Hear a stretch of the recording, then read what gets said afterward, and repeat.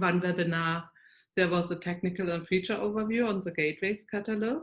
So I don't know whether you might have looked at it once already.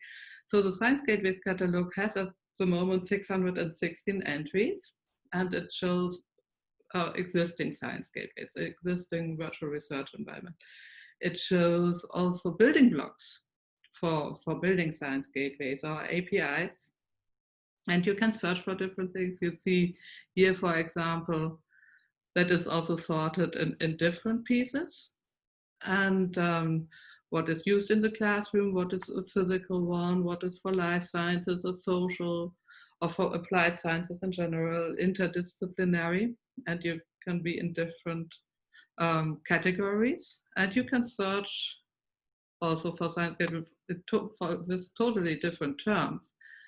So I searched, for example, for Sean's email address, and I found his IQ gateway, and he will talk later about it also. So with the examples, really, we have done also 2 BrainTrust exercises during the webinars, and you will experience that later today, the exercise. It was really, it helped us to discuss challenges we had in our own environment. So today we want to talk about community building and engagement, and it's really one of the cornerstones of successful science gateways, because without a real community behind it, you often cannot foster the sustainability, or you cannot enlarge the community further and to have really the features the community needs. And the approach, if I build it, they will come, seldomly works for science gateways.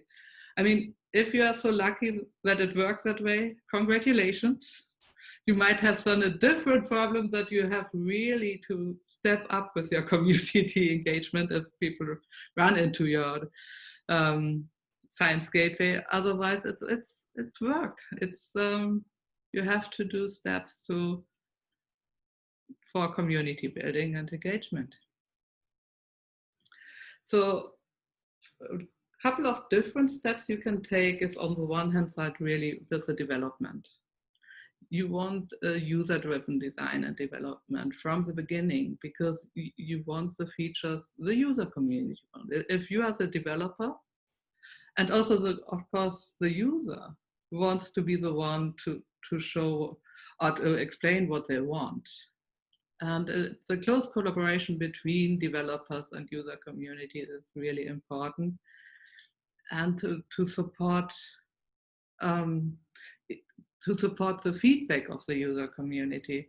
Because one thing is to do the development in a way that it's user-driven. The other thing is really also to have the support structure to handle feedback, to handle maybe bug reports.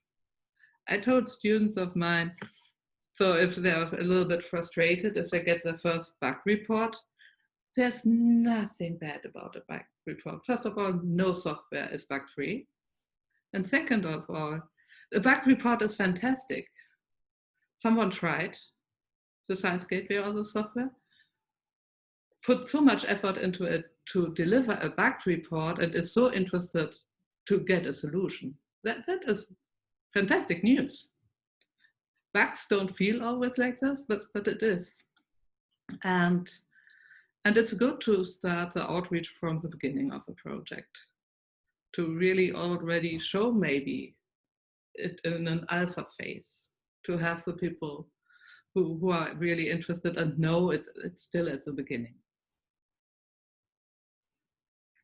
So yeah, a growing or an active community contributes to its sustainability. The more users you have, the better you can reason that you should get funding, for example, or that maybe it's enough also to ask for other funding possibilities.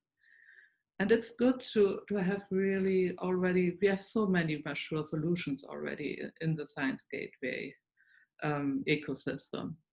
So reusing solutions is a good thing, and to not reinvent always the wheel again, because some steps are always the same, like monitoring, like job submission, like workflow integration, visualizations. So if you can reuse it, you can really focus on the topics which are specific for the user community you want to work with, or you are already working with.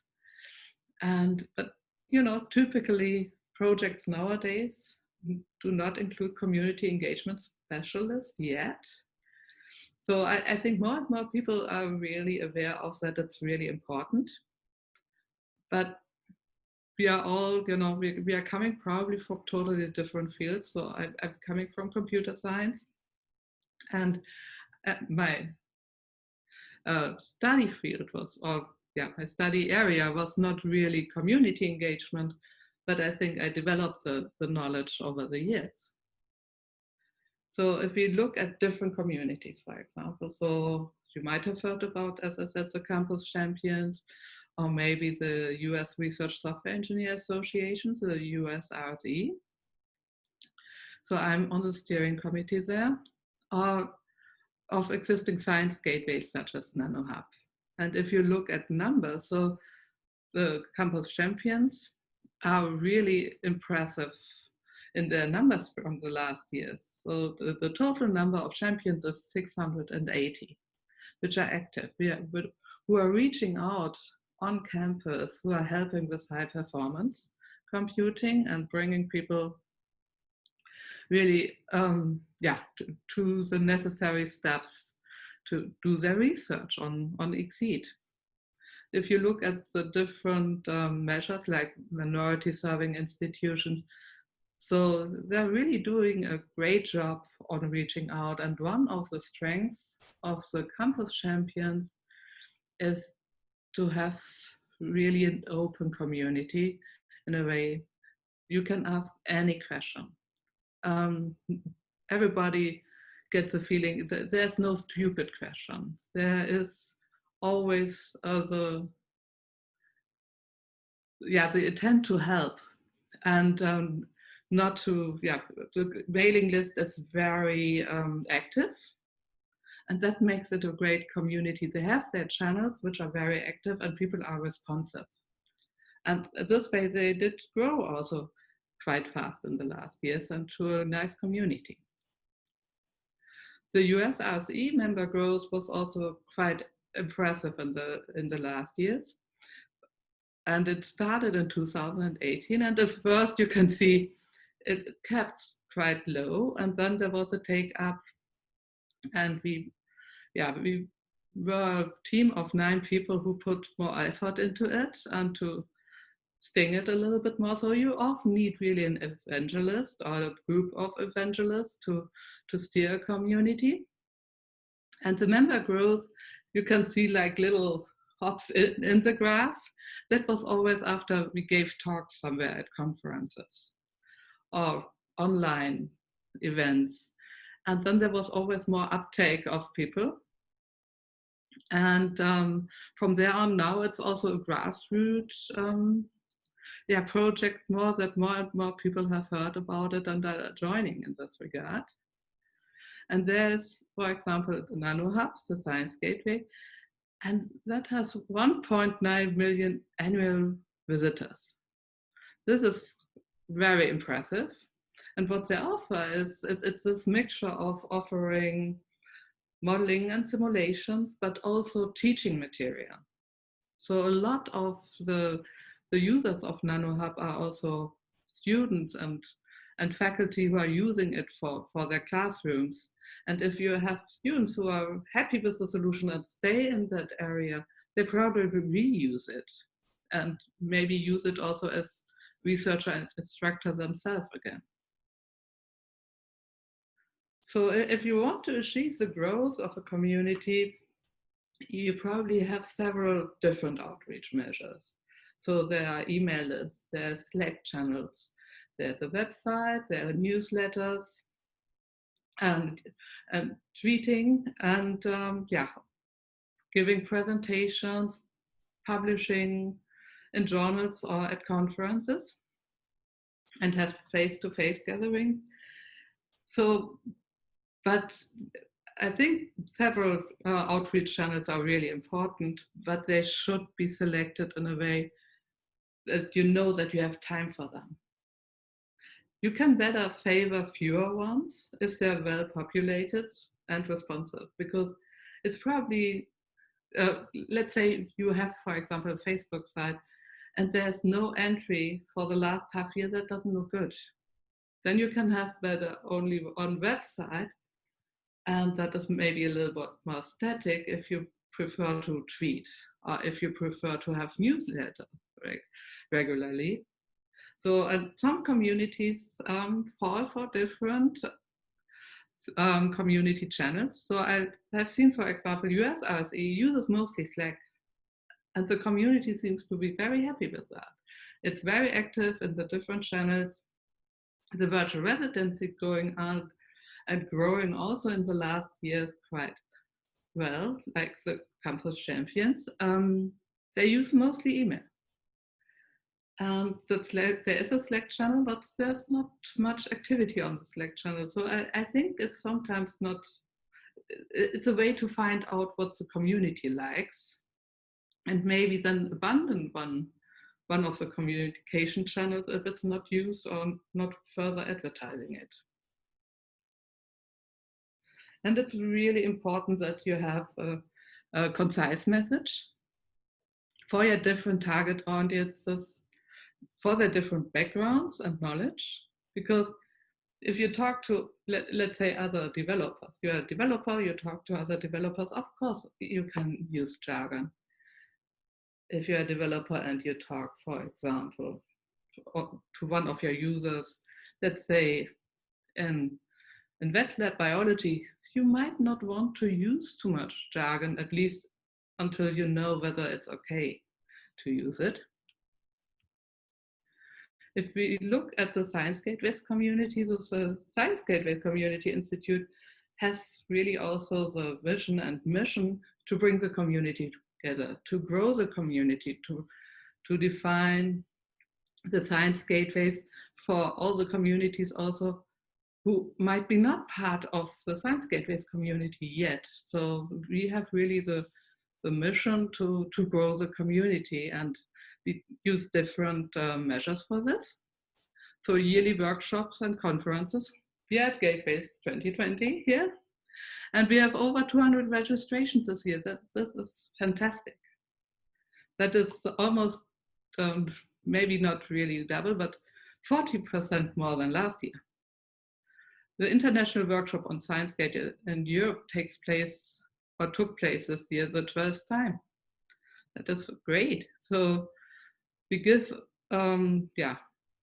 presentations about Science Gateways at conferences for funding bodies like NSF and DOE on campuses. As I said, also, it was traveling around at the moment online.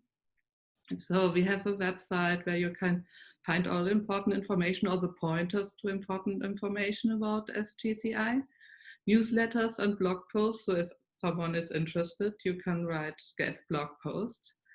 We have the Focus Week and the Jumpstart at the moment, the virtual event to help with increasing sustainability for your project, consultations for project, and the ambassador program. So I talked about the Gateway Ambassador. We have also the Science Ambassador program, which is a little bit different from the Gateway Ambassador program. I'm happy to go into detail if someone is interested. And I've seen that also one of this year's Science Ambassadors is online. So probably Brian also is happy to answer some questions later if somebody is interested to hear about the Science Ambassador program. And so Arjun, I think, is also there. Yes, nice. And so if you look at it, there's a mixture of these outreach measures. And so large audiences at conferences. So I think one of the biggest conferences I went to, I talked in front of like 300 people about Science Gateways. It increases the awareness that there is a Science Gateway. But, and it becomes more known, the term. it might be not direct, having the effect like one-to-one interaction, and also like the outreach on smaller scale, like the focus week or consultancies are really well booked for SGCI at the moment. And this is closer, but with more effect probably directly on science gateways. And we have collaboration with other projects like the Virtual Residency, with the research software engineer community. Or there is a new thing going on with community of communities coming out of the HPC direction. So that is very at the start, but the idea is to bring all these different communities together who want to facilitate science and accelerate science. And with these words, I give it now to Sean. Sean, you should I just continue with the slides, or would you like to share? Yeah, okay. That's easiest. So, hello everybody. My name is Sean Cleveland. I'm at the University of Hawaii. I'm also a co-PI on the Tapas project, which I'm going to talk about.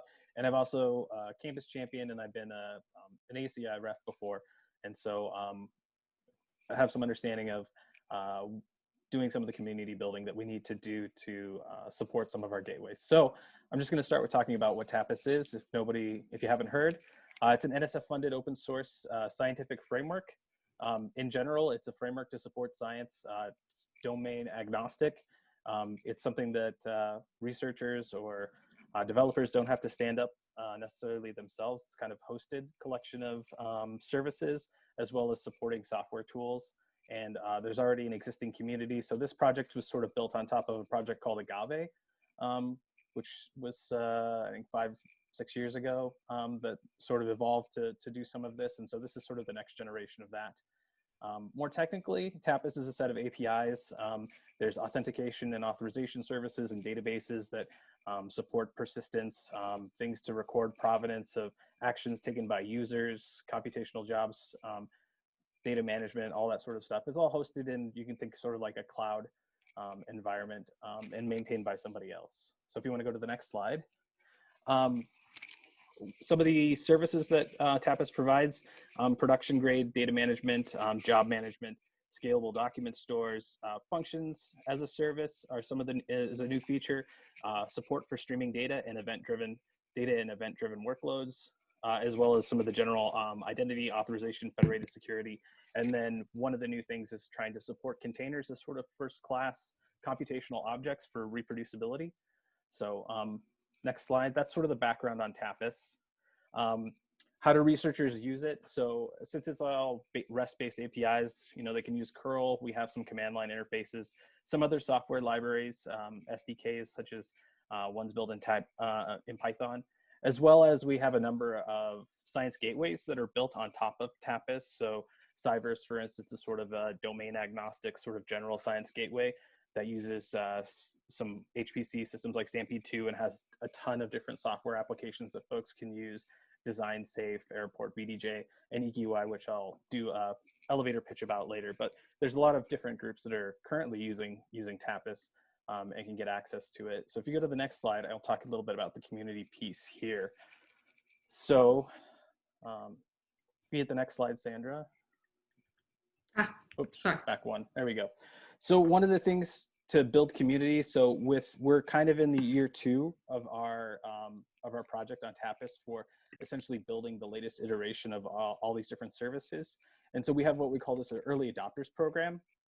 And this is a number of researchers that when we sort of submitted our grant to the NSF, we had a number of science use cases that we were specifically aiming to partner with.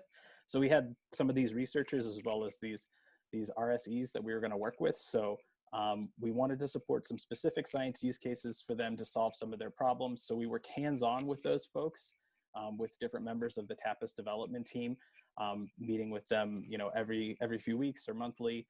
We meet as a group to discuss some of their issues so that we can kind of get sort of iterative development cycle and feedback cycle from our users. So we're actually delivering things that they want and that they need. So in this way, we're developing what we call like champions, so the campus champion thing. So Tapas champions or evangelists, if you will, people who want who are interested and invested in this as a stakeholder because they've been brought in on the ground floor, as well as we partner with them on doing publications. So we develop stuff and then we also publish with them. So we're also getting more community outreach out there. In addition, we've started conducting annual workshops, which will probably become annual user meeting and conferences. So this is I guess sort of the ground floor for the new iteration of this project, is to have these sort of early adopter group that is these friendly users that they really want solutions, and we help them build their solutions, and they also help us with as we build this gateway to deliver something that they want to use. So that's sort of one of the things that we've been doing to build community. That's sort of different, I think, from some of the other projects I've worked on. So with that, I'll pass it off to Shannon. Thank you. Shannon? Hi.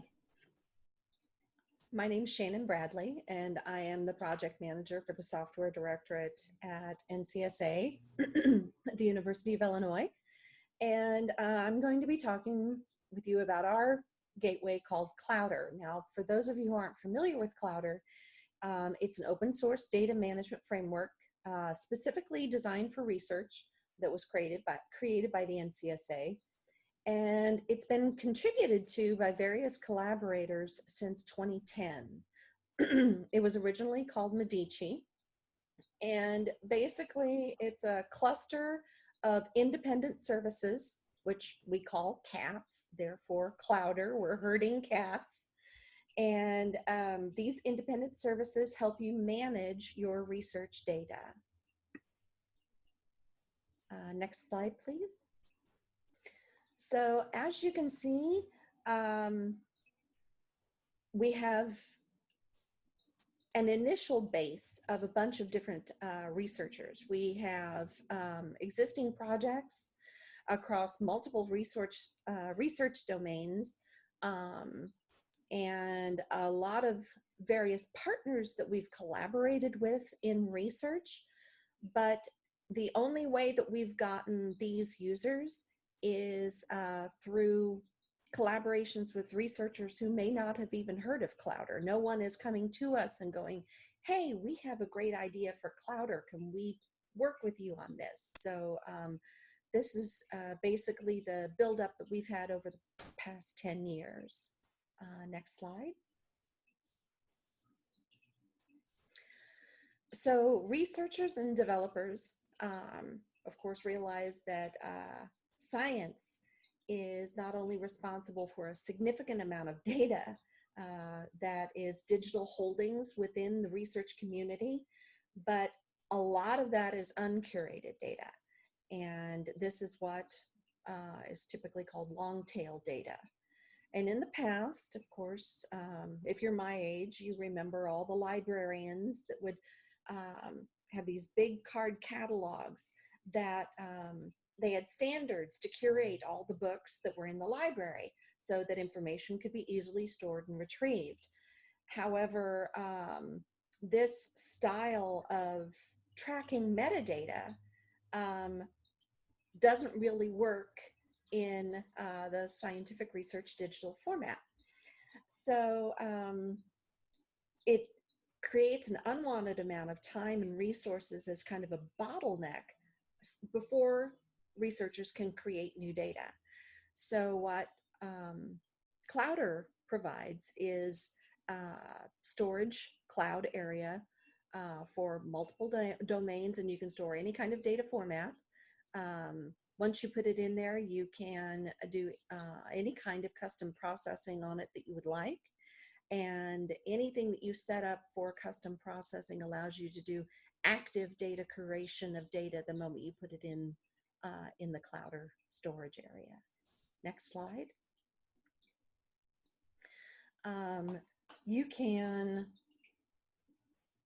It is flexible, so you can store it on your own system or utilize our cloud. It can be scaled to meet any size. You can use our existing sets of tools and codes, or you can create your own and deploy your own tools, use your own code on your own instance. It's deployable on multiple backends, and it's fully open source. Next slide. So up to this point, we've created an email group. We have a Slack channel. We have a YouTube channel. We have a website. Our code is on a public GitHub. We have newsletters. We have a wiki. We go to conferences. We have a Twitter account. You know, all those little things you can do. We've got them all in place.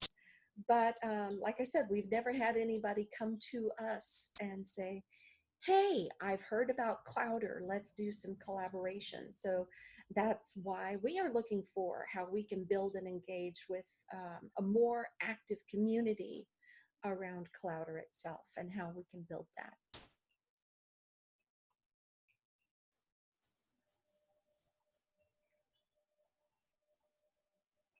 You're muted, Sandra. So thank you very much, Shannon. And I give it now to Julian. Thank you, Julian. It's a pleasure. I'll ask you to do the same if you just move along. Okay. So I am Julian Pastorius. I'm a software engineer by trade. I started working at the University of Arizona in early 2016 at Cybers. And that's where that was my first exposure to working in academia and particularly with research computing. And I was hooked. And I'm currently at the Digital Innovations for Agriculture group in the College of Agriculture and Life Sciences at the University of Arizona, building pipelines and helping researchers. So I have a slightly, I guess the backstory. A Research Bazaar is something that originated in Australia in, I think, 2014. And I met some Australians at an OpenStack conference in Austin in 2016. And they told me about it. And I immediately realized it's this thing that I was looking for. I was looking for a way to interact more with users of Cybers' software. And so that's what Blake Joyce, he was he calls himself a code curious biologist, and I was the biology curious coder. We got together and we started the Arizona branch of this. Can you go to the next slide, please? So we didn't really know what we were doing when we started. We didn't even really know what we were aiming for. It was just basically me and Blake for a while sitting in Gentle Ben's, a pub near campus. Next slide. If people want to find out more, they can look at the URL there. So how did we start this? We started in reverse order. You heard earlier that Sandra mentioned they started from user-driven design and development, close collaboration with the user community, offering support measures, and outreach starts at the beginning of the project. Well, we started with the community first, and then multiple projects came out of it. So we had outreach, if you press the next, close collaboration, mutual support. We were just helping each other, people show up from the community. Then people started finding collaborators and started working on projects, and projects came out of that. And ideas for new tools and techniques came from that. Sorry. That's fine. That's fine. So you can go back. You can go that next slide. So Blake and me and Gentle Beans, that's Hacky Hour. That's once a week. We would sit and we would invite people to come and show up and tell us their problems.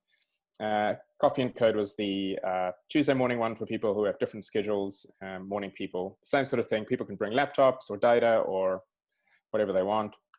Next slide. That is a photo of a Coffee and Code event. Next slide. That is a photo of a Hacky Hour event. So quite different in spirit, but very animated, very productive, and very social. Next slide. So the origins, as I mentioned, there are 5 bullet points, Sandra, you can just open them all. It started as a way to engage with and help researchers. Ended up realizing that where carpentry's workshops leave off and send people into the wild is where we could help. So that just-in-time learning is what we call it. Somebody needs maybe specific help with Git or GitHub or organizing a project or dealing with some kind of database. That's where Research Bazaar filled the gaps. It became a community of practice from grassroots. We've never really had formal funding. only for events and such things. And Blake and I joke that it's a support group masquerading as a help desk. Grad students and postdocs and early faculty who maybe despair of the state of computation in their labs or just struggling with life can show up, and they actually have a community. So people can find friends and support, not just job opportunities. Next slide, please. So this was a photo of our first annual festival, and I think it's 2017, 2016. So this was an outdoor festival, tent style. People gave presentations on all kinds of interesting things. And then go to the next slide. They can see the growth that we've had, the number of registrations for the festival. On our Slack, it's 157 members. I think about 45 to 50 active per week. Meetup is over 270 members, and we're pretty strict about who can join the meetup. They need to be able to contribute something. So the challenges, go to the next slide. So initially it was finding more people, then it was to demonstrate value. We didn't even know we had the third challenge until fairly recently, about last year. So if you go to the next slide, we have nailed, I think, the first two, and we're working on adding structure, but still keeping the grassroots feel. So we have a steering committee now. I'll show you a photo of when that came about last year when Blake and I realized that it's hard for people to figure out how to engage with the community if it's not clear what the organizational structure is and where they can add value, add their skills and their excitement. So that's what the steering committee, if you go to the next slide, is something that came out from there. You can see it's a variety of people from all different backgrounds who actually care about the community and give their time and effort to organize weekly events, to show up, to organize workshops, to organize the festival. And it's grown well beyond what Blake and I thought it would be in Arizona. I think Arizona is probably one of the most active Research Bazaar chapters in the world, and it's just going from strength to strength. So I'm very proud of it. For something that didn't really have any specific software project to start with, I think that we're doing really well, and it's something that I keep trying to pollinate and send the spores out to other campuses around the country. If you have any questions, please feel free to reach out. I'm Julian P at arizona.edu, or you can find me in the Gateway Slack as well. So I think that's it. Thank you very much. Thanks a lot. So I'm not sure, is Steve on the call? And of course, everyone is allowed to ask questions. So if you have questions for any one of the speakers or for me, please interrupt or put it in the chat. And I don't see anything in the chat yet, and I don't see Steve on. I don't think he's here. I don't think so. Okay. So then we go to the elevator pitch introduction. So that will be our exercise. So yeah, elevator pitch. Each of us knows the situation. You are in an elevator, you have not much time, and you might see someone where you think, oh, that would be a good collaborator for me, you know. So you don't have 5 minutes to sell your brilliant project. Let's say where you're very proud of. So the idea is, how can you really very concise describe your project? And it will look different dependent on which group or which people you are addressing. So what is your target audience for the pitch is something very important. And what is the value of your project for this target group? So the idea with the elevator pitch is to be very clear. So about the target audience you want to catch in that moment. And for my pitch, for example, for researchers, to pitch really the idea of science gateways to them. And I read it here, science gateways, which are often called also virtual research environments or virtual labs, are end-to-end solutions tailored to the needs of a community, hiding as far as feasible underlying complex computing, data, and research infrastructure. Researchers can focus on their research questions and are relieved from dealing with nitty-gritty details of technologies that just support their research process. Furthermore, science gateways increase the usability of computational methods by easy-to-use user interfaces and enable reproducibility of computational methods. They contribute to accelerate science and make research more efficient and processes less error-prone. So at first, if you look at it, I start with the definition, then why this is really good for the target audience. I want directly, that is the second sentence. Then I talk about extra features they might be interested in, and then again, benefits for the target community. So the questions which I answered is what I'm talking about. Why should people be interested? Who can benefit from it? And there might be more people who can benefit from it. But if I talk to a researcher, he might be interested also that funding bodies think they can benefit from it. But with 1 minute, I have to focus really on the target group I selected and how can they benefit from it. So these are the questions I answer. And one advantage also of having a pitch is if you have, for example, a team on your Science Gateway project or on the project you are talking about, if everyone can pitch it in the same way, it's a good way, because then you bring this consistent message out to the community. So that is a good way to have this elevator pitch and to have a precise, concise message. Because most of the people, honestly, probably won't listen to you after a minute anymore if you don't get them in the first minute. They don't continue talking about this topic with you if they're already not caught by the first sentences.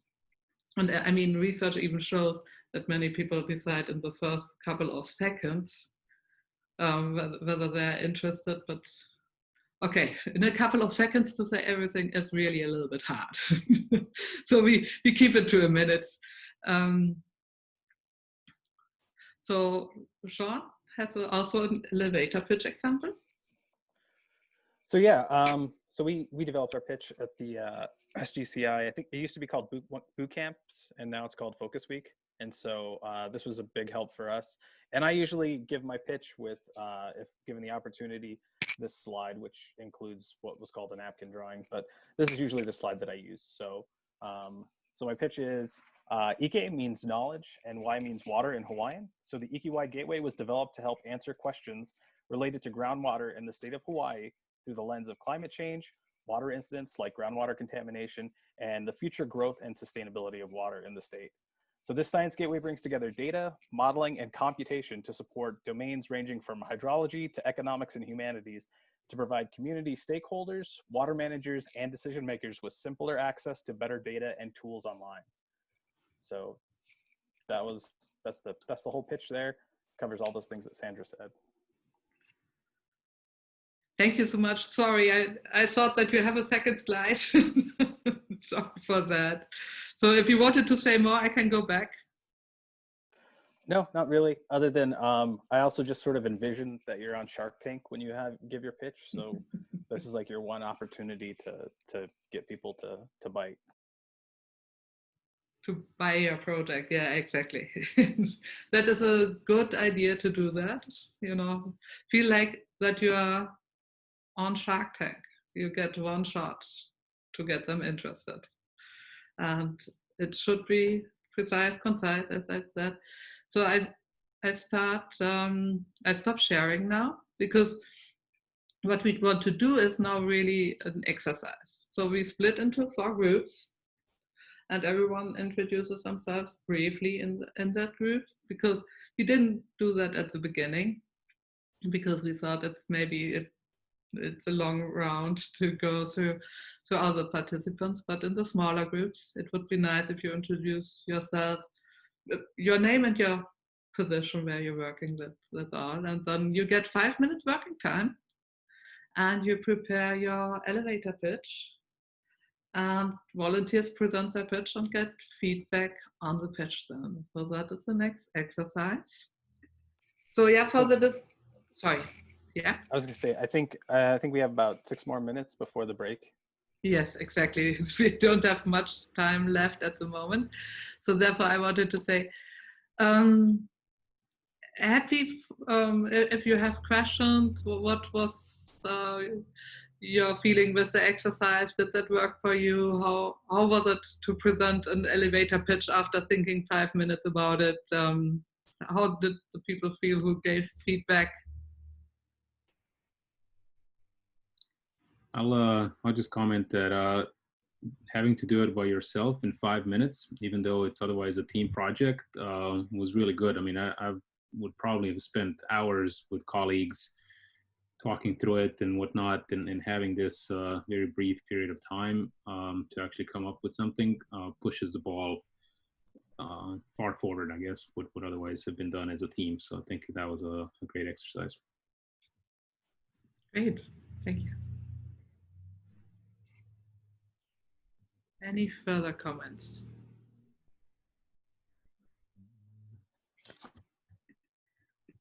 So, and if somebody is talking, you are muted. Sorry, you got all muted when you moved into the room again. And I didn't do that on purpose. Zoom was set up that way. So we were really lucky that the topic we chose already had given a lot of thought to having something like this already in place. So we had a paragraph to begin with to start looking at. And so we got to look at fine tuning it and starting a little bit of what we're going to be talking about in the next section, where beware of jargon, beware of technical terms, and looking at how those could be modified. But we agreed that it's interesting how in research, you have researchers that have this great idea. They want to develop this code. They have this bright and shiny thing. And then they think, oh, how am I going to get anybody to use it? I got to talk to people. Whereas whenever you start from a business perspective, one of the first things you do is you have a goal, this predefined mission statement, this paragraph that's already there that does this. And then once you have this in place, then you start branching off and deciding, what are you going to code? How are you going to do it? Who are you going to work with? So I was really lucky that we had someone on our team who had a business background, and this is what they've done. And so they already had the paragraph ready. Very cool. So I've seen in my groups that they really developed it during the 5 minutes. I think that they did a fabulous job. We had feedback, and I hope they felt also well with the feedback. And it's really a start, as we heard already. I think to do something in this short period of time, it might be not the final pitch you have, and you might go with your team through it and with several people and redefine it several times. But it's a good start to have something. I think for many projects, so I know that it was helpful for me. It first sounds like, oh, I have to do this now in 5 minutes, so many things to think about. If you're doing it often, the result is really very valuable, and there will be still for the next steps part of the thoughts in the final I think product. So yeah, thank you very much everyone. So there's now half an hour break, and as I said, there is also a break room you can go to and interact with other people if you would like to do that. Of course, you can also just take a break. I definitely need at least for 10 minutes a break. I talked a lot, and I will talk a lot also in the second half. So for the second half, if you want to have a look, I might not share directly now my screen, but so there are 2 exercises, and if you have time maybe to have a look at it, 5 minutes, what's coming. So one is really a communication exercise, and you get time to read also through the different use cases we are listing there, and you can pick in a group one of the use cases, and we will have a BrainTrust exercise, and you can think about whether you have a challenge in your current project or a challenge with one of your science gateways you would like to discuss with a circle of experts, and we give you our feedback. And I cite one of the gateway ambassadors who said, this was really useful and helpful, and that people are not so close to the topic helps a lot to get a different perspective. So thanks a lot, everyone. So Sean, Shannon, did I forget something? I don't think so. I think we're set. I think we're good. Okay, cool.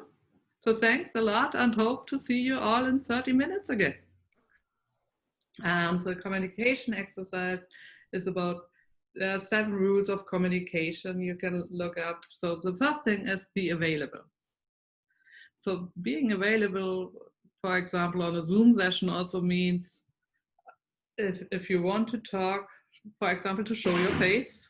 So what I normally do, especially in big groups, when I want to talk, I don't want to have the full time the video on, especially in long sessions. I start the video again and I unmute to show that I'm available for talking. Be friendly. I think that is a ground rule for everything, not only for communication. It's a good start to be friendly and not directly, let's say, in a bad mood. It's never good to start off a communication like that. Be a good listener. I will talk more about active listening. In the message you want to give the one you're communicating to or the group you are communicating to, be clear and avoid jargon, and be aware of nonverbal communication. So nonverbal communication in Zoom could be, for example, just not looking into the camera, or it's easier when it's not Zoom, but really in person meetings, there's so much more on gesture you can get when it's face-to-face meetings. But also under Zoom, there are some restrictions, but that is one of the discussion topics at the end. What can we also do in Zoom to show nonverbal communication? Be open to feedback. Feedback, especially feedback, does not always have to be positive, extremely positive. Feedback is also good when it's constructive, when it helps, when it helps to improve something. And be open-minded to different approaches. So that are 7 rules. And active listening is, for example, maintain eye contact. And there's this research by Anne Murphy that she showed that people perceived as more intelligent if they maintain eye contact. And of course we want that people think we are intelligent. That is, of course. If that's easy by keeping eye contact, I'm happy to do it. It's not so easy with Zoom to stare into the camera and hope that it's eye contact, but you get the message. Don't fidget too much. It's like, playing with your mobile, playing around with things, looking somewhere else, giving the impression that you are not concentrated on the topic. No interrupting. Interrupting is rude. And I know that there's sometimes almost you have to interrupt. For example, if you want to ask me a question here in between, you almost have to interrupt me. But active listening in general, interrupting is rude. Watching the nonverbal clues is a good thing in active listening. And one other thing is really, if there's a message from the person you are communicating with, and you are not sure whether you really get it, then restate it and clarify whether you understood it right. And people who talking about maybe an area that is important for them, and they take a little bit more time, encourage them, probe and find similarities, because we feel more comfortable if people are empathic and find similarities. For example, if I state to someone, oh yeah, or the proposal writing, I had another night shift, and the feedback is, oh yeah, I had to do that also. It's directly finding similarities is something nice in a conversation. And if you're the one who tried to not perceive or pursue the message to someone else, but try to understand the message from someone else, talk minimally and really listen to it and validate at the end whether you understood everything right, whether there are next steps, whether, how to continue with the communication. And I like also the 7 C's. That is not only for communication face-to-face, but also, for example, for emails. So this is the clarity of a message. Being concise and being concrete.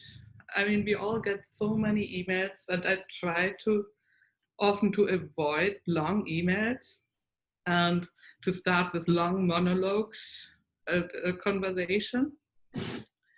So you need, or it's good to be correct in the message. If you don't know something really in detail, there's no shame of saying, okay, I know this level, I'm not sure about this. Be coherent in your message, complete, and be polite and courtesy, and acknowledge also that the one you are talking with deserves courtesy. So that's the 7 C's. And we are looking now at a communication exercise. It will be a role play between Sean and Shannon. And Sean is a researcher who has a project, and he wants to bring his research to Clouder, but he's very inexperienced with IT. So it's really a role play, because that's not our Sean. He's too experienced with IT. So he has conducted research on his PC in Excel for years and would like to involve other researchers on the cloud, but he's uncertain of security on the cloud. So before they start, so our role is now to be observers and give feedback. Did they use jargon? Did they listen to each other? It's hard now to really look at gestures or nonverbal communication. Okay, if both would look into the camera, maybe we all would think, they're not really talking with each other. But there are a couple of things, how they finish the conversation. And so we will be the observers, and afterwards discuss what we recognized in the role play. And with this, I stop sharing and give it to both of them. Take it off. Okay. So hi, Sean, how you doing? I'm doing good. Thanks for meeting with me, Shannon. Sandra said that you might be able to help me with some of the problems I'm having with conducting some of my research, and that there's some tool called Clouder that might solve my problems. Sure. Tell me a little bit about your research, what you're working on, and how you're currently doing it. Okay, so yeah, I research a group of viruses called mononegavirales. That's like measles, mumps, rubella, Ebola, rabies, like this whole group of nasty viruses that can jump from animals to people and cause all sorts of nasty diseases. But I study a lot of sequence information on them and try and see if we can elucidate structures and function and predict, maybe sites that we could target for treatment or preventing them from reproducing and things like that. So I have a lot of sequence data that we work with across, hundreds and thousands of different viral samples that, get sequenced. I normally use the PC that we have in the lab, but my graduate student was unfortunately successful and is now somewhere else, and he used to manage that. And so all the software and things that we used was, that was part of his PhD process for maintaining all that. And I have a number of collaborators now that we're trying to ramp up for, a new grant. So I got 20 different PIs that are distributed all over the place that we're trying to work with. Early, in the old days, I used to just email or, mail a drive with stuff on it to them, but that doesn't work so much anymore. My grad student, he had an FTP site set up, but I got shut down by Central IT because I think we got some malware on there.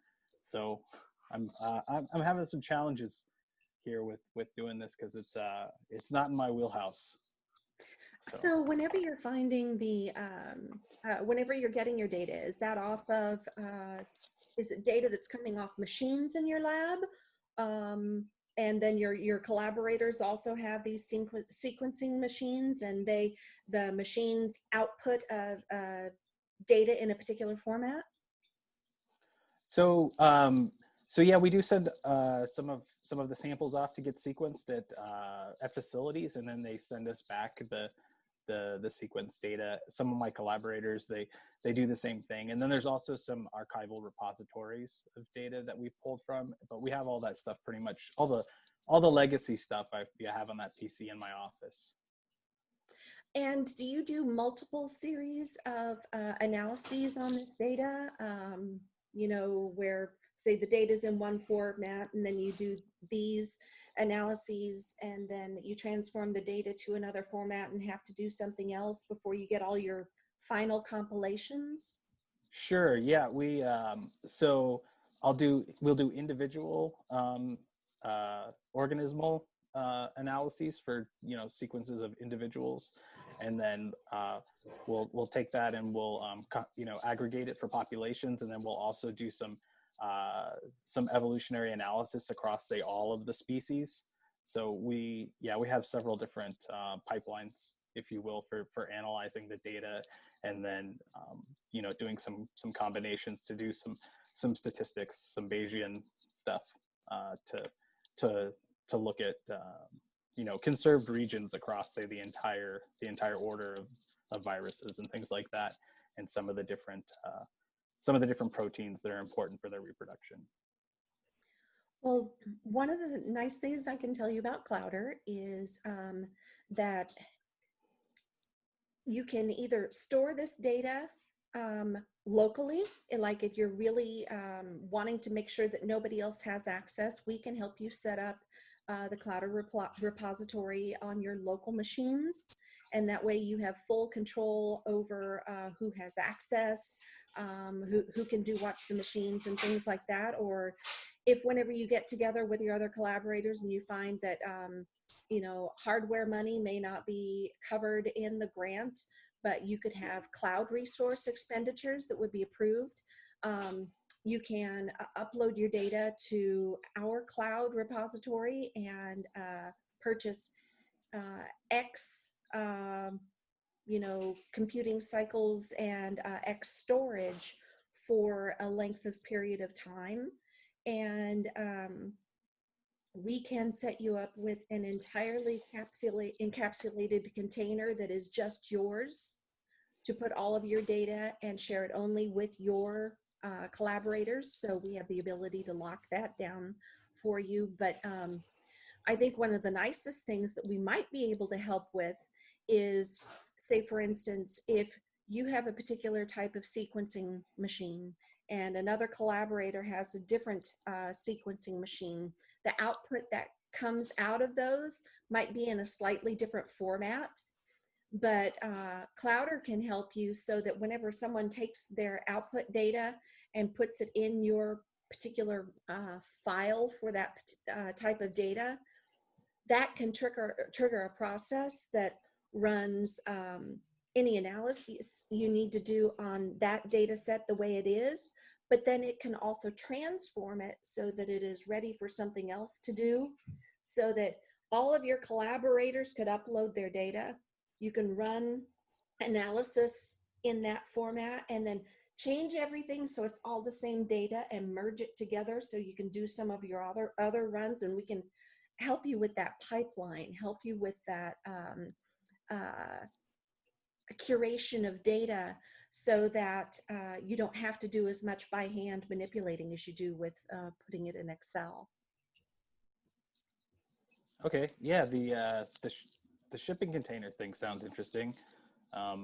Is that like with like a physical thing on the site to put all our stuff in?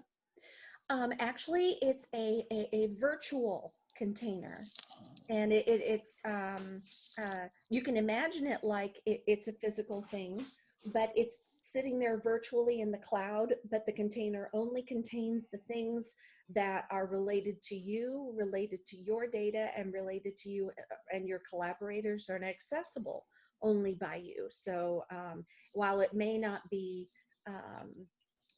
in a physical presence on a particular piece of hard equipment, it's just as separated up there in the cloud, the way that we make our containers. Okay, that sounds interesting. Yeah, I just worry about security stuff with some of the data we have. It costs a lot of money to do the sequencing, and so we want to make sure that we don't get scooped by other folks if they if our stuff is just out there for everybody. Understood, definitely, and that's not not a problem. We can even make particular areas within your container. This level could be completely publicly accessible, but this level would be locked down and under security, so that only people with the proper authority and the login credentials to be able to get in there can see this stuff. So you can have it as tight or as loose for access as you want it to be. We can configure that for you. Okay, well that all sounds really great. Like I think that would really help our group out. So, well, let me make an arrangement, and I'll have you meet some of our programmers, and we can get together and see how we can help contribute to your project. Okay, thanks. Thank you both. Scene. Okay. Yeah, yes, you took it away. Thank you both. So I would start with some of my feedback. I really liked at the end that the next steps were there, that is, we are coming to this. And I know that, Shannon, you really worked on not using jargon. You were really like saying things like, oh, there is a login authority, and not something like, oh yeah, we have the authentication, and it's, we know there are a lot of more security. LDAP and OAuth. Of course, we have all that available. So I liked it a lot. The only time he got you a little bit was with a container. He was like, container, that sounds nice. This is a physical container. But that was the only thing I think it was a great example of an intake interview with a researcher. So feedback from anyone else? Yes, please, because I don't normally do these. Yeah, so this is Bob. I'll give a little bit of feedback. So first of all, Sean, do you have any background in virology? Yeah, that was my PhD. So okay, because I was talking about work about that I did, kind of, yeah. Okay, because I was listening to it, was like, whoa, you really sound like a virologist. How mononegative virology just rolls off the tongue. So, okay. No, I thought it was fantastic. I had the same. I actually made a note here. So I had the same comment about containers. And Shannon, and I really appreciate how you did a great job of avoiding the avoiding the jargon, like you said, LDAP and OAuth and so on. I think though you could have probably gone maybe a little nerdier with the containers. I know that you were trying to keep it very high level, but I think even for somebody without the IT background, you could have probably gone a little bit deeper into the containers and, you know, led him along to explain a little bit more what it was. Because at the end, if I didn't know what a container was, I would have still been a little fuzzy. So I'm going to say, you know, don't use the jargon, but maybe don't be afraid to go a little bit deeper. Virologists are pretty smart people. But otherwise, great. I really enjoyed it.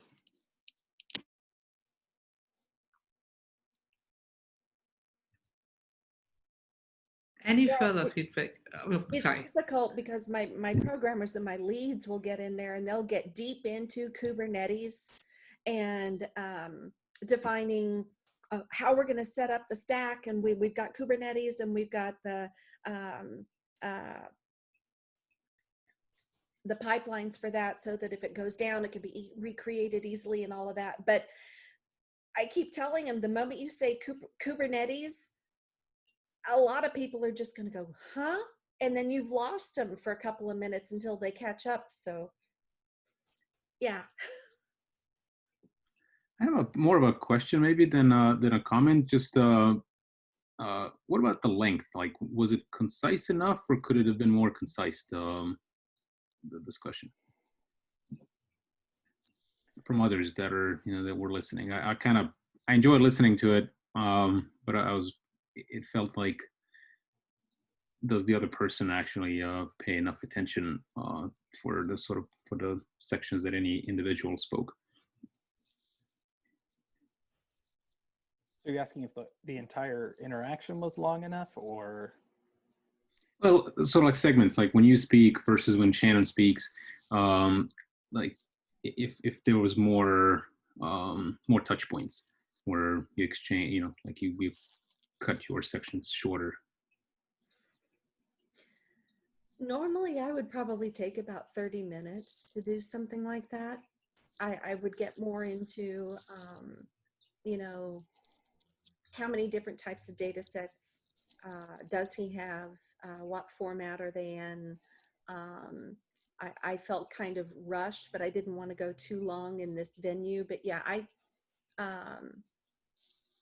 would, personally, I would block off 30 minutes for a conversation like this. What do you think, Sean? Yeah, we usually block 30 minutes to an hour. When it was in person, it's easier to do an hour. I find that things over Zoom don't take quite as long anymore. But yeah, 30 minutes to an hour is normally when we do like an initial engagement with a researcher to figure out, what their needs are and what we might be able to offer what services that we provide for free and whatever else to help them. 30 to 60 minutes. Is that what you were trying to get at? Or were you saying the length of time somebody was talking on a certain thing? Yes, was the latter. Okay.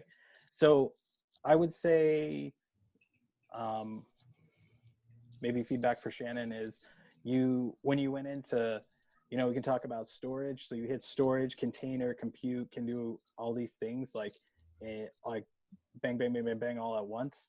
You might hit one of those and then get a response from the researcher, because the cognitive load gets pretty big when you hit all those things, I think, in a row. And maybe that's what Ennis was going after, maybe. Yeah, I think that's basically it, right? Just see what if everybody else was able to follow a train of thought, I guess, as one person presented their side of the story. Yeah, so I think also on the Shannon, but also on Sean, on your side, like when you described all the research at the beginning, that was great. But it went to a point where it's like, okay, what do you need now? It was like, it would have been nice to have it a little bit shorter also, thinking about how you can pursue the message a little bit shorter. I mean, the example with the PhD student is so out of real life, and I know a lot of people are like, oh my gosh, the PhD student is gone, where's my data? I know that happens a lot. So I think that was very realistic.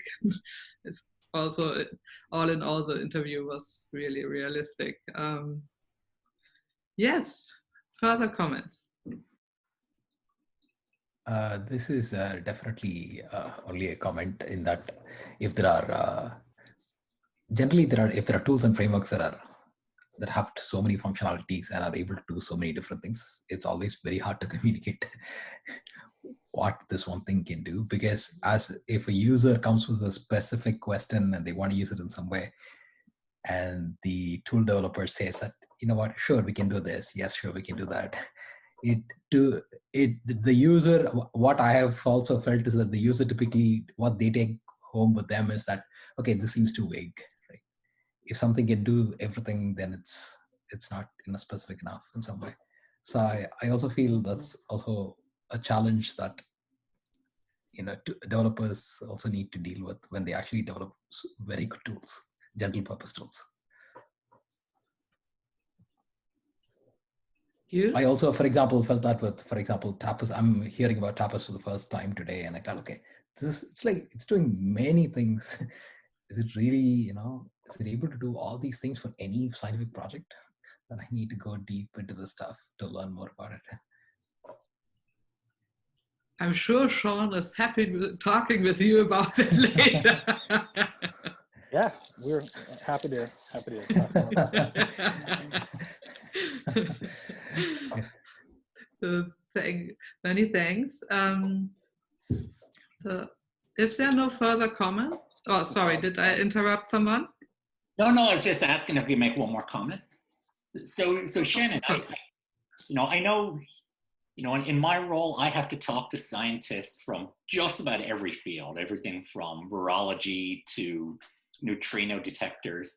Now, when you were listening to Sean describing his work, do you feel that obviously you're never gonna understand somebody's PhD research in a couple of minutes, but did you feel that you understood it well enough to know what his needs were? Or did you feel that you should have gone back and probed and asked a few more questions? To kick off the discussion, I felt like I understood it enough because I already have a project that is dealing with vector-borne diseases that are tick-borne. And so we've got, we aren't doing anything with viral DNA sequencing or viral sequencing, but we are doing the collections. We are helping to track the diseases and then figure out where the hotspots are and what kind of heads up we can give people for mitigation based on growth patterns of the ticks.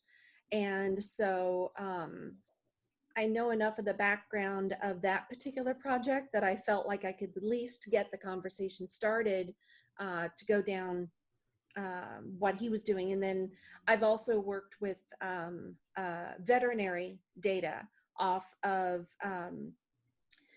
blood machines, blood test machines, x-ray machines, and those kinds of things, and how they downput data in order to be able to fed into another system for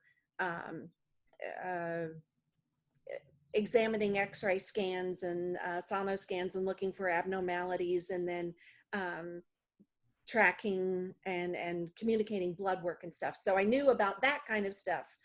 So I was piecing enough to get together to be able to hopefully get the conversation started in the right direction. But it helps when you have 22 years of background in a whole bunch of different research areas. So definitely. So thank you. So I will start to share the screen, and and I've asked for a fast opinion also for Shannon, Sean, and Claire. since we are 18 people now, should we just keep the group together and walk through the next exercise instead of splitting up into groups? Yeah, let's do that.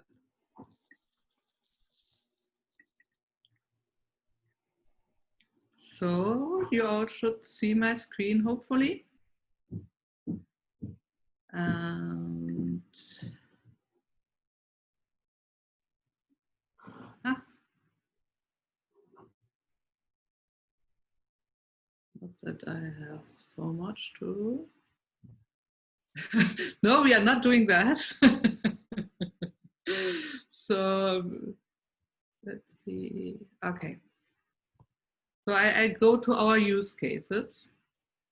So the idea with the next exercise was, so we have some use cases, and I have to get this. You probably don't see that I have my faces over my over all the things I can open here. So the Google Docs, and in the communication exercise, so each group has the same set of communication exercises we can work from. And we thought about different situations, different roles. We give you now, 3-4 minutes to read them through. And one of the ideas is you pick one of the situations, and we ask volunteers to do this role play. And while the two people who are doing the role play, we are the observers and looking for the different things like the interaction with each other. Are you concrete, concise? Are you listening to the other person? Are you maybe repeating something? Do you, at the end of the meeting, you have your next steps? So that would be the idea. So yeah, read the next 3-4 minutes and have a look whether you would like to do the role play for one of these situations. Has everyone the URL to it?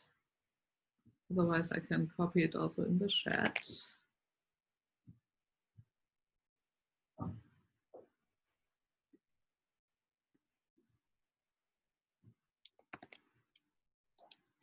So it's in the chat if you haven't seen it.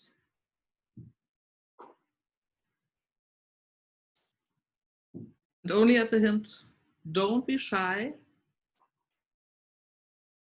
I mean, Sean and Shannon did a fantastic job, but they were also prepared. I don't want to, but they did a fantastic job.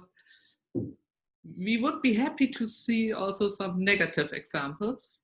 And that happens just if, you have to do something spontaneously, and sometimes it's spontaneously when we communicate. And maybe this is a moment where I should be silent again and let you read.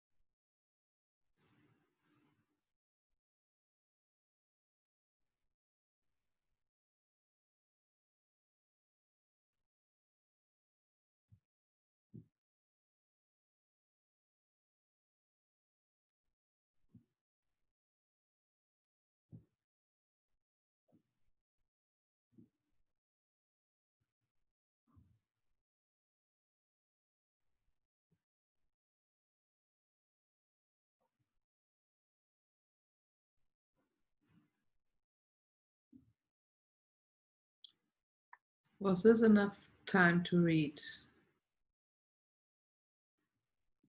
I think I need just a No. couple more. Yeah, I would Okay. like a couple of more minutes. Thanks.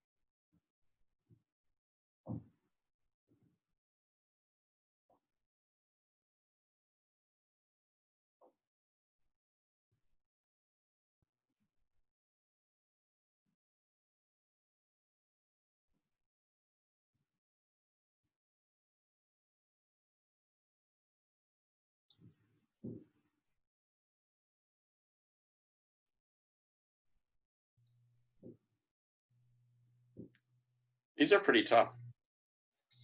Yeah, yes, on purpose. We have put a little bit of challenge in each of them. Let's say you have seen the nice example where two people want to work together anyway. These examples is like where you have to solve a problem.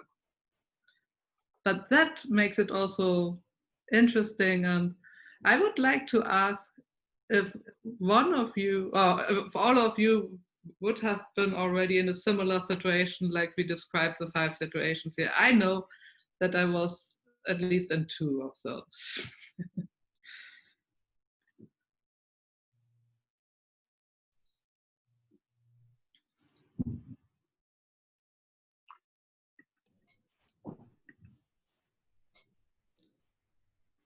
Well, reading through this over the years, I feel like I've been in almost all of them and on one side or both sides at different times. Yes, not number 5, but a lot of the other ones. And it's tough, the communication to make it work and make it in a way work that it's really constructive and goes further on and doesn't, make the collaboration or the professional relationship strange afterwards. But it has to be talked through. Yeah. I know. So Bob, thanks a lot. So time-wise, we have time for one role play.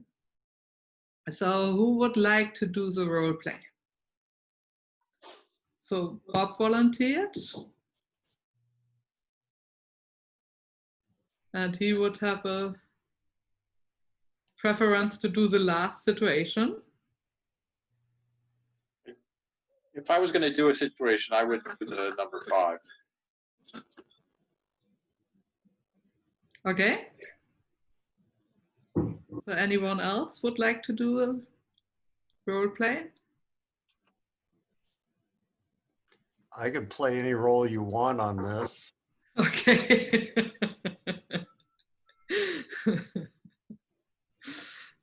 That is very generous. So, okay. So we have 3 volunteers. When do I need to leave? So I would say if we have 3 volunteers, maybe we try to get through with 2 and make them a little bit shorter, if that's okay with the volunteers, to try to. I'm going to have to drop out. I just something just came up and I've got to go. Okay, okay, we have 2 volunteers. Bye, Steve. Oh, I see ya. Bye. Good luck. Bye. Bye. So I would say then Bob and Doug, and which one? So Bob would prefer the 5th situation. Is that, you said it's okay with you, Doug? So which one you want to play? Bob, I could do either, but since I've been kind of on the receiving end multiple times over the years, I have a small preference for playing the role of prof with little HPC experience. So Doug, is that okay with you? Would you But I can go with you. So he's going to be the person hogging the queue cluster. Hogging the login node. Okay. Yes. Okay, great. Thank you both so much. So I would say take your time, 3-4 minutes, and if it gets very enthusiastic, I might interrupt you, but I'll let it take it from here. Right. I guess it's up to me to start. Hey, Bob, you got a couple minutes? Sure. How you doing, Doug? Good. How have things been with you? Good. Research has been going well. We have another proposal that was just funded for $12 million to build our next generation of the anti-proton detector. Oh, wow. I know you've been working on that for a long time, so that's cool. Hey, I got a couple questions, comments for you, if you got a few minutes. We've been having some, and this is, I probably won't get the technical jargon correct here, but we've been having some trouble on the cluster with your login, kind of keeping other people from doing some work in the evenings and overnight. And I was wondering if, we sent out an email a little while back asking everybody to use the job scheduler. Did you see that email? Yeah, I did see it. I didn't really understand it because it's a supercomputer. I log into it and you log into it and you run jobs, right? Yeah, if you think about the old days of VM, we always had to give people accounts where they had a certain amount of money that they could spend. And that kind of kept things evened out a little bit. But, with this, I don't think we're doing that. And we're getting some log jams in. Would it really cramp what you're doing to get on the scheduler? You'll have to explain that to me a little bit. It was always my graduate students who have done the computing. I had a couple of PhD students that just graduated. They're at CERN now, and I don't want to bother them. And they left behind some stuff. So pretty much I just get on the computer and I log in and I run the job. So what is, I'm on the supercomputer. So what is this scheduler? Well, that's a good question. And I'm going to have to get somebody else involved with this discussion. Sorry, that kind of hit a roadblock for me. No, that's okay. So we can explain. Yeah, the scheduler is responsible for efficiently and effectively distributing the jobs on the whole supercomputing and not only on the gateway where you enter the supercomputer. Okay, I think I know what you're talking about, but I'm still a little confused. So I connected to the supercomputer, right? And don't I just I have something called a binary that my grad student gave me, and he said run the binary, and that's what I'm doing.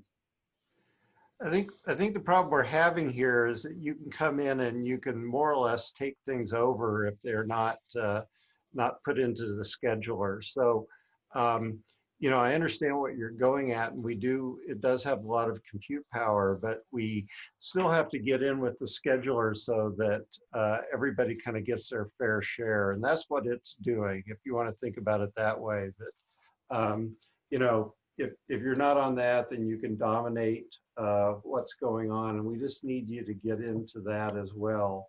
Do you need some technical support from someone on how to use that and how to get into that? Yeah, I think I do, because you're talking about the scheduler, but I'm still not quite sure what it is. So once I log onto the supercomputer, am I really on the supercomputer, or am I just using some sort of a shared resource that everybody's trying to get on? You're using a shared resource that everybody's involved in. I'll tell you what, I could get. We've got a couple more technically savvy folks here. Maybe Sandra could come in and give you a little tutorial on that, and then we can kind of sort that out so that everything works for you down the line, and we don't get these collisions occurring.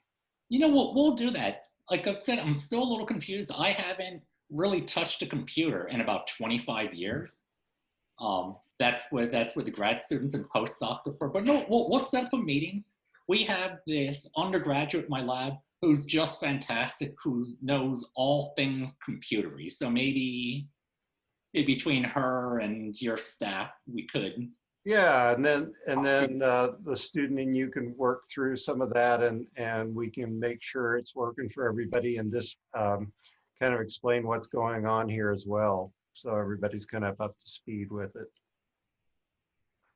Sounds great. Thank you, Doug. Thank you. Thank you both. This was great. Thanks a lot. So my feedback, I really like the start that you were like asking him for his work and how things are going, and yeah, a little bit downplaying the problem because it's a big problem for you at the moment, and just like, oh yeah, you know, we might need to talk, Bob, I really like that you were like, okay, I still didn't get it, but maybe, you know, I'm not on the computer side and my students are doing it. So yeah, I'm open to have the next steps and talk about the details. And so, yeah, it was on both sides very welcoming, very friendly, not being annoyed because there is a problem. Yeah, I really liked it. It was this active listening to what the other's saying, and at the end, really summarizing everything.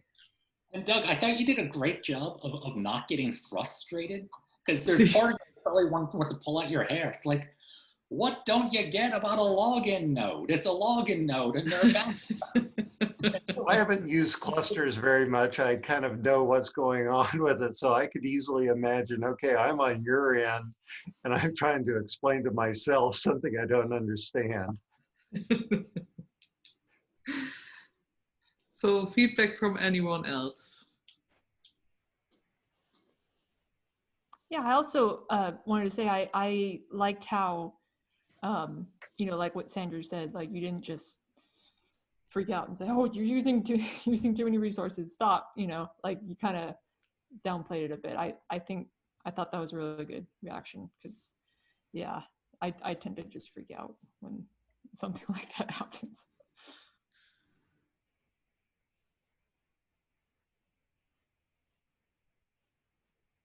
Any other comments? Yeah, I thought the conversation was really between two people who were well-intentioned to begin with. But I thought when, you know, Rob said he just got this $12 million research funded, I thought he would go down the path of, but my research is important, it doesn't matter. And then it would have, you know, driven the conversation in some different direction, I guess. Well, yeah. He didn't get heavy-handed, which was good. Yeah. Yeah, I was wondering, you know, how one would handle.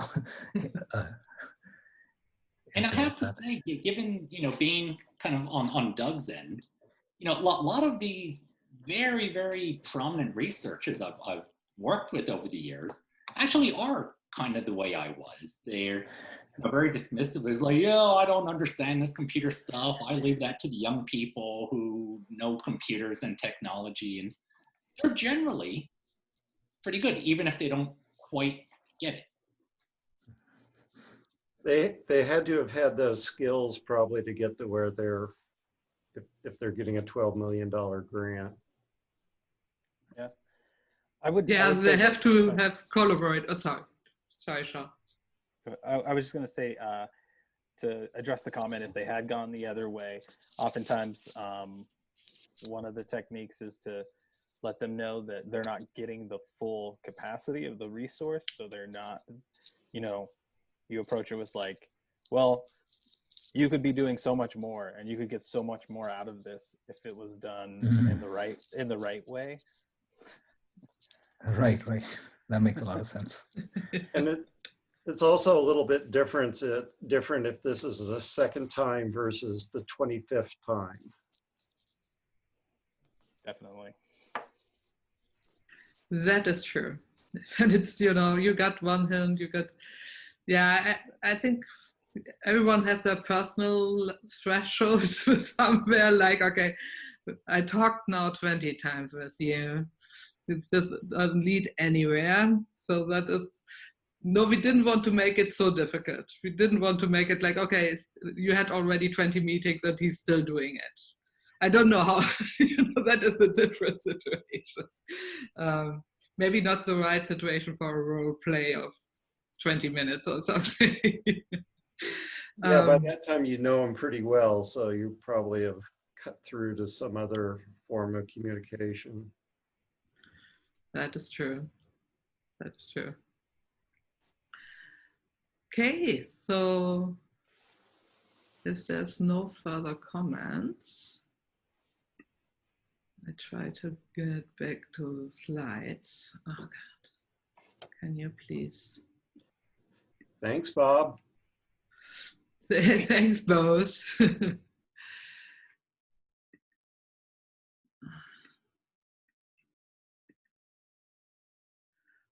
Okay, so.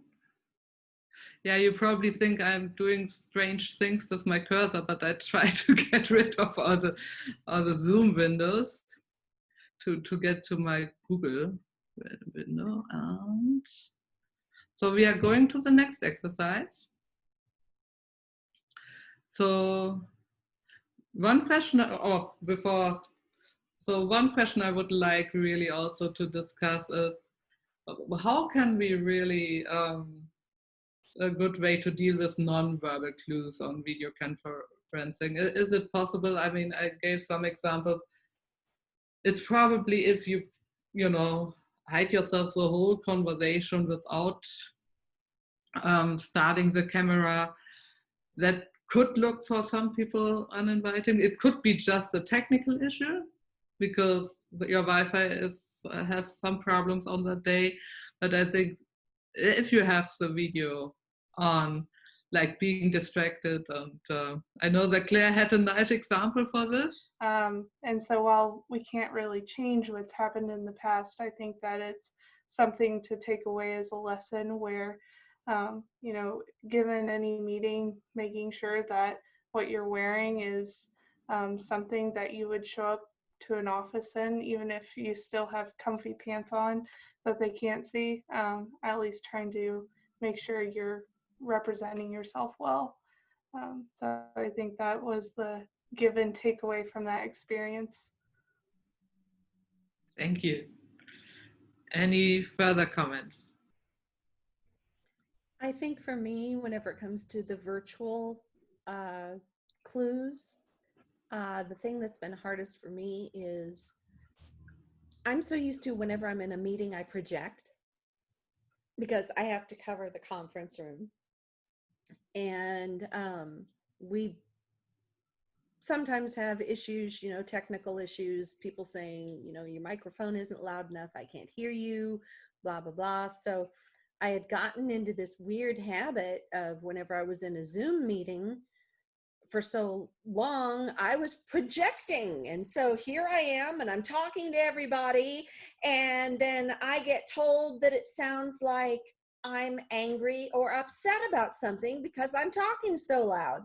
And I had to stop and realize, hey, whoa, wait a minute. That is so cool. Because it's really often that it's, you know, the sound is a big thing now with Zoom. Yeah, thank you. Further comments? One thing I have a problem with in the nonverbal with Zoom is that, for example, right now, if I want to look at somebody's picture, I'm probably not looking at them, or I'm not looking down. And sometimes I get distracted on these calls with people who look like they're doing something over here, and I just have to or over here, and I just have to remember, well, that's probably where my face is. Yeah, that is the other thing. We don't know in which position when we are talking, we are on the screen of the other person, yeah. Yeah, and I'm looking at you now, but now I'm trying to look at the camera, so it's just, but now I have no idea what your nonverbal communications are like. That's true. Hello? No. No, I know it's hard. So any further comments? Yeah, for me, I talk with my hands a lot and stuff, and it's kind of weird when we're in Zoom, because right now I'm doing some of my usual gestures, but you're not seeing any of them. And I'm sure others are doing the same thing. Yeah, I'm also someone who's talking with hands. I know. It's on Zoom, it's different. Yeah, definitely. Virtual Could background. I add just one other thing is that, so I've teach in both Zoom and in a classroom. And actually at this point, teaching in Zoom is a little easier because in the classroom, you know, we're incredibly spaced out and everybody's wearing a mask. And even with Zoom, having to look around the screen, you still get a lot more nonverbal clues than you do with people wearing masks. That is true. Yeah, I mean, with wearing the mask now, a lot of the mimics is not there. Sean, you wanted to say also something? Well, I see Wida has put a question in the chat here. Are there generalizable recommendations for group communication, especially group onboarding, example via live webinar or recorded video series, as opposed to one-on-one or intake interview demo of these difficult one-on-one discussions?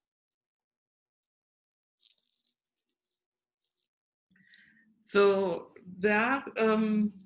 there's research about it, and some things I mentioned here are also from different research. So I should put more information together. Maybe I can put it on the Google Doc. So generalizable, let's say group discussions, you ask? Yeah, intake interview demo, or the intake interview. I think generally one of the main takeaways is really being open-minded, trying to find similarities in the conversations, to have this empathic feeling. And a lot is really being just friendly and acknowledging the other person and not interrupting. This is often the recommendation. It's try to stay patient, even if some things go maybe a little bit different than expected. So that there are some recommendations like that for group meeting discussions. I think one is really trying to catch all the different, let's say, and thank you, Sean, for doing that, is group discussions on Zoom, for example, trying to get all the clues if somebody wants to talk. If somebody prefers to put something in the chat, then, you know, also answering those questions, to trying to get everyone their space in a discussion. Sometimes, yeah, it's a time thing. So I know that we are going already over time, but we also decided in front of, because it's our first time we do it this way as a group discussion, that we might just be not too strict this time. But in a meeting, that after an hour, it's often you have to finish the meeting. So I think most of the recommendations are really more almost about polite behavior and staying polite and acknowledging and showing courtesy for other people. What research shows, so be open-minded, direct communication, trying to show the face, yeah. But I can put more material definitely also in the Google Doc. I would say one thing you just said, oh, sorry. Go ahead, Julia. Oh, yeah, one thing you just said, I thought was really good. Like knowing when someone is wanting to speak, like in person, that's a little easier because you can kind of sense from their expression. But on Zoom, I've noticed it's a little hard. And as we all know, it's very easy to interrupt each other on Zoom. But I've started to try and take note of like when in a group call and, you know, everyone's sharing ideas, like just kind of notice like, oh, did you want to say something? Like, because sometimes I'll just know someone will like unmute themselves for a second and then mute again. And it's like, okay, maybe they wanted to say something. So it's different, but I think it's important to try and sense that. And Julia, and it's even harder in this situation where somebody is sharing content, because now, you know, if yours is Zoom set up like mine, I'm seeing 3 of you, and not the whole. Exactly. Yeah, I wish there was a way in Zoom to see like the screen share and like everyone's tiny little picture. Exactly, that is why I also often try for the discussions not to share the screen and jump out of it. In this moment, I didn't do it, but yeah, that reminded me to do it again and maybe to stop sharing for a moment if we want to continue the discussion. And one thing is, yeah, when people unmute, I really like that comment, and I really also I try to give the one who's sharing this session often the hint, maybe even in between having my video off, dependent on also how big the group is. With 3-4 people, it's not so difficult to get it. But sometimes it's really to give this visual signal also, like, okay, I go from being hidden behind my screen to I'm now looking into the camera, I'm unmuting my audio, and that gives a hint. And that gives even a little bit more the hint than just unmuting. So that are a few things we can do even with a kind of non-verbal communication and Zoom times. Yeah, I really like that aspect.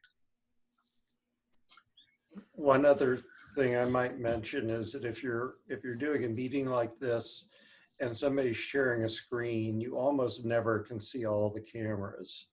And so I'll commonly, if I'm running a meeting, have somebody designated as the watcher so that they can go through and make sure, hey, because I've had times where I've completely ignored people because they were below the bar.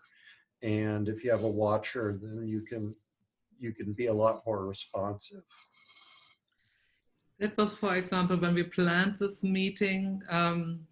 So Shannon, John, and I were also like, okay, every time the person who's not speaking will have a look at the chat and will have, you know, like, so for example, when Shannon and John did the role play, I was the one really looking at the chat, whether there are questions or, you know, initiatives or anything. They both watch the chat and everything when I'm talking, because I have it also. I definitely have that. When I have my slides and then everything else disappears also somehow in to the side or in the background, I overlook chat. I overlook how people react maybe or want to have a question. Yeah. definitely good to have a second person at least also looking for things. Yeah, it's helpful. So one other recommendation that I would have for group onboarding webinars or things is some sort of follow-up document or email to what the highlights of the meeting and things were. I know sometimes people have issues with the feed, and so sometimes people don't catch and hear all the stuff that, you know, we talk about in some of the webinars or things like that, or people get distractions because everybody's working at home now. So having some sort of summary follow-up action items for meetings and webinars is always useful.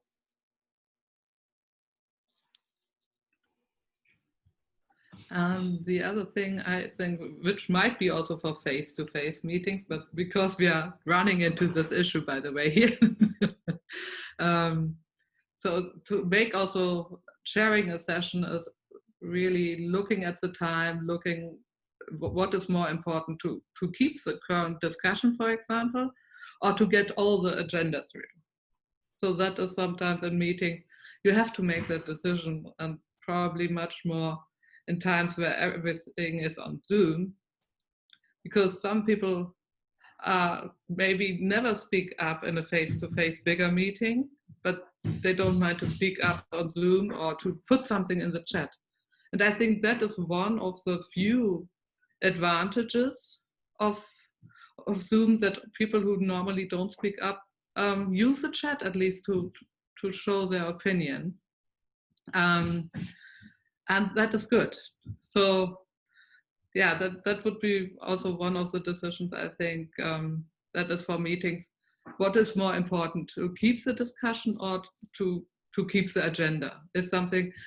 And for this tutorial, for example, I mean, I love the BrainTrust exercise, don't get me wrong. We won't get through it now because we only have 15 minutes left.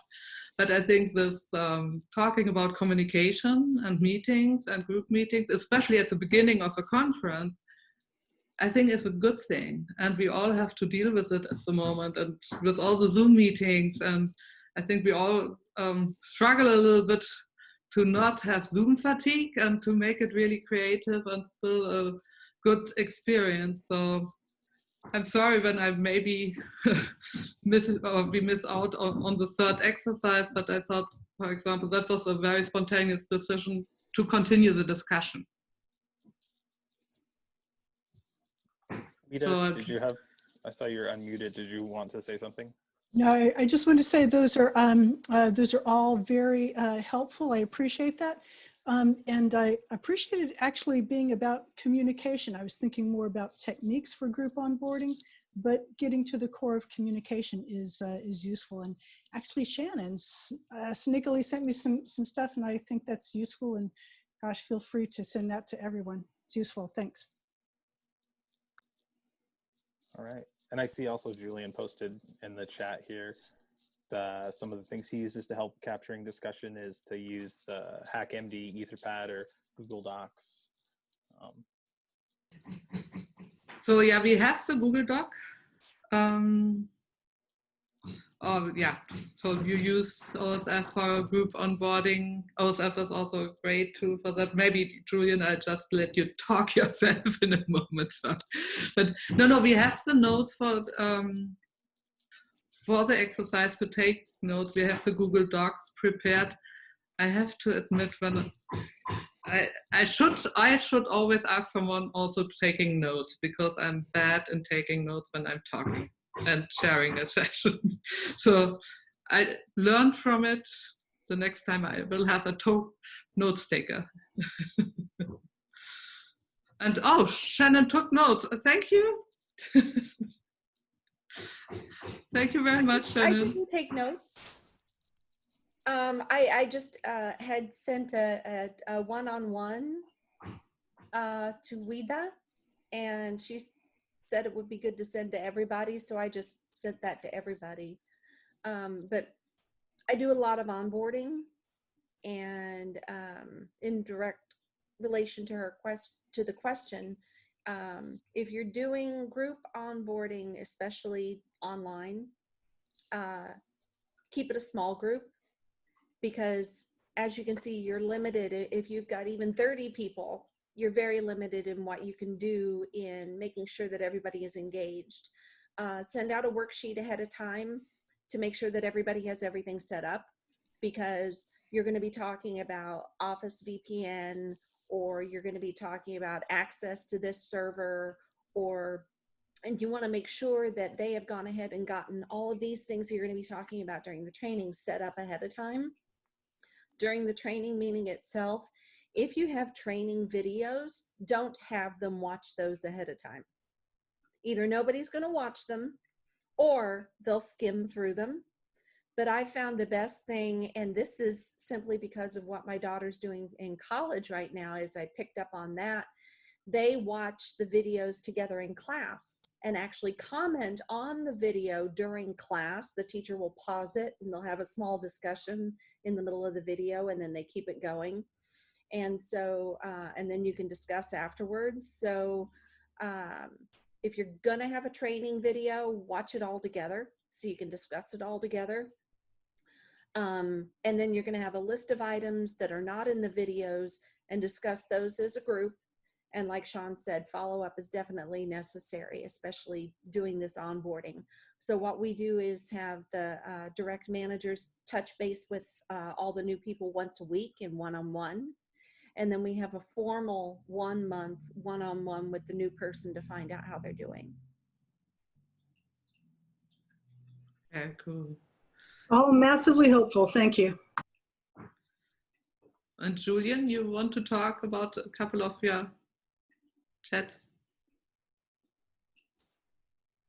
I don't really have anything else to add besides because you already read it for me. But HackMD is a favorite of my group to capture notes of meetings. We have a running one for our sprints, sprint planning, for example. And HackMD also has a way to synchronize your Markdown files with GitHub. So we have a GitHub repository with meeting notes that people take. So you don't have to try and track down, various HackMD notes in various places, and anybody can edit the notes afterwards using Git. Yeah, and as you mentioned, we use OSF, Open Science Framework, as a way to document our protocols, writing a lot of documentation, like how do we use computation, how do we use OpenStack, where do you get your OpenStack credentials and things like that. So, and then new hires, new people who join the team and are encouraged to update that with their own learnings, like things they see, oh, well, do we actually still care about this? And then that way we can keep that process fresh, and it's not just something that sits in the corner and gathering dust. I think that's it. Great, thanks. So, yes, we have 9 minutes left. So, yeah, I would like to ask for feedback how you like this tutorial, the different exercises. Also, really don't be shy. Give us feedback whether we should do something shorter, different, what your ideas have been when you came to the tutorial. So there's also a section, what were your expectations? Did we meet your expectations? Was it something you would recommend to someone? Would be great if we get this feedback.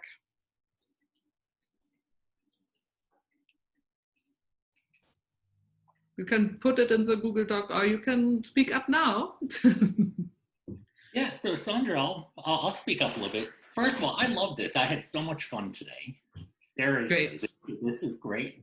And I'll put this in the survey form also.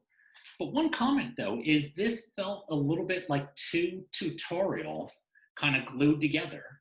So there was one that was all about, that this is RSC and Tapas and the virtual organizations. And the other one felt like it was soft skills. And both of those are great. But I'm wondering if this should have been 2 events.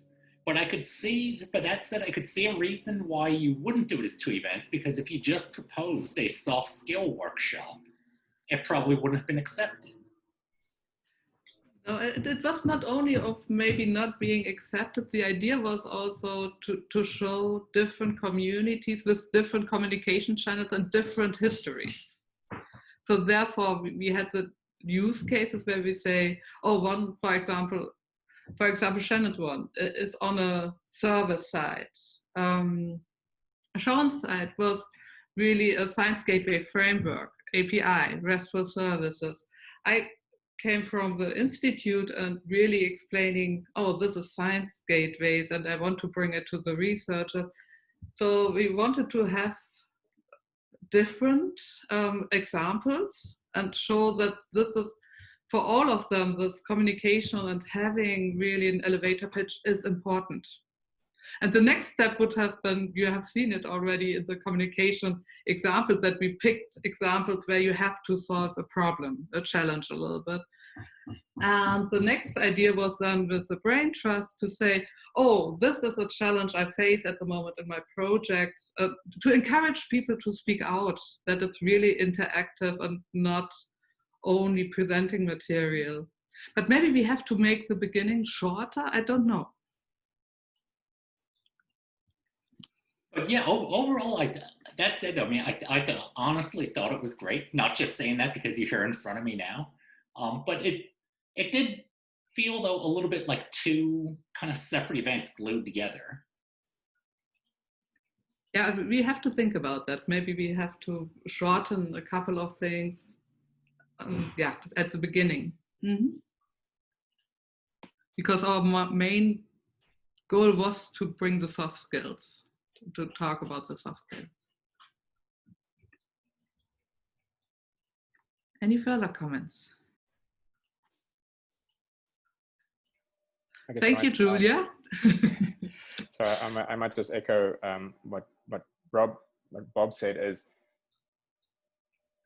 I want to go deeper in like all the different sections. So it almost feels like it could be a series of tutorials covering how to grow your community, how to do brainstorming, how to talk to people, find out, do user interviews type things, or how do you deal with, and then also how do you deal with tricky situations. That sounds like a lead into boot camp. Did I just set myself up there? Well done. I'm happy to be your fall guy. It's like introducing your topic. Go for it. No, not my topic. Just Sandra, go ahead, because boot camp's a week long where everybody does get to dig into these individual things in a more extensive manner. Yeah. And because of COVID, they're not running boot camp right now. They're doing a virtual thing spread over 3 days. 3 days, yes. And Claire can also say more to it, but normally the focus week, it was boot camp before, now we call it the focus week, is 5 days. And you do these exercises with a lot of more time, very focused on, you bring one project, you have these discussions. Sean also attended it. So Shannon attended it. At the moment, it's like, 3 days in a virtual format. And we have these jumpstart sessions who do specific parts of the program. And this is really a kind of a short version on the one hand side of trying to bring value also in the short version, but also showing that there is a big program that does this. And maybe Claire, you want to add something? Yeah, of course. And don't worry, Julian, it's completely up to you whether you have time to attend, but we would welcome your attendance at the next session. We have done a shorter version earlier this summer, just because we knew that everyone's time was pretty valued, especially as everyone was transferring over curriculum and solving a bunch of other problems. But we are doing an extended version. It's basically last week of November, first week of December. So it will be November 30th through December 11th. And it's not all 5 days of both weeks. It's going to be 4 and only an hour-and-a-half session each day. So it's a little bit more digestible, but we will be going through most of the curriculum that's taught at the in-person focus week, and have some sessions built in with feedback as well, which I think that's the biggest takeaway is while the curriculum is designed to really work through problems around brainstorming, communication, and audience awareness, I think that the true value is the community coming together from all areas of science, and while not knowing everyone's project in depth, being able to help think through problems everyone else is facing. So we are opening applications, the application right now, so I'm happy to send around a link. But yeah, I think this is also a great standalone tutorial because it allows us to be a little bit more adaptive to what's happening in the world of science gateways and how we can communicate.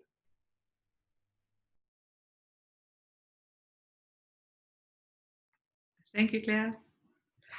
So, thank you very much, everyone. I really enjoyed it, I must say. I'm really glad that you all joined.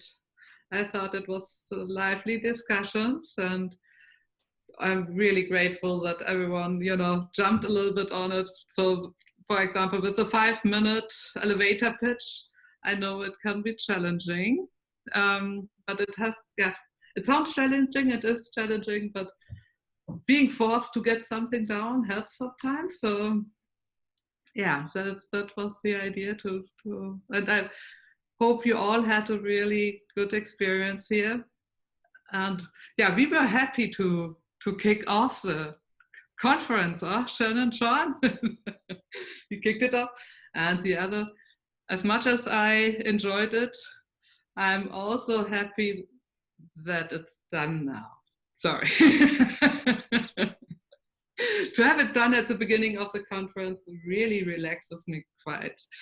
So it was good seeing you all, and I hope to see you at the rest of the conference, and have a nice rest of the evening. Bye. Thank you. Yeah, thank you, everybody. Bye. Bye, everyone. Nice to meet everyone. Nice to Thanks meet for you. organizing it.